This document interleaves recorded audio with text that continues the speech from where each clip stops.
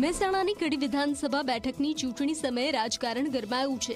કડીના જયદેવપુરા ગામે ચૂંટણીનો બહિષ્કાર કર્યો છે। જમીનનો રીસર્વે, ગટરના દૂષિત પાણીનો નિકાલ, વરસાદી પાણીના નિકાલ જેવા પાયાના પ્રશ્નોનો ઉકેલ ન આવતા લોકો પરેશાન થયા છે। વર્ષોથી પડતર પ્રશ્નોનું સમાધાન ન આવતા લોકોએ આકરો નિર્ણય લીધો છે।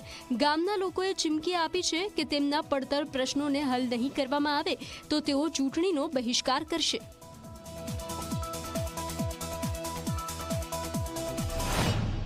નેડિયાનો ગંદકી પાણી એક બાજુ સરકાર એમ કહે કે ગંદકી દૂર કરો તો ઉલટી અમારા જયદેવપુરામાં જ ગંદકી લાઈન મૂકી એમને।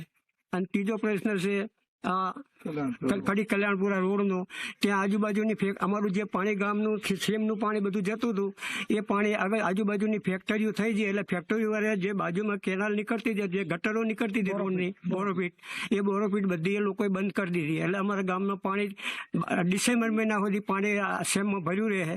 અને આખા જયદેવપુરાની 50% સીમ એ રસ્તેથી જ જાય છે બધા ખેડૂતો।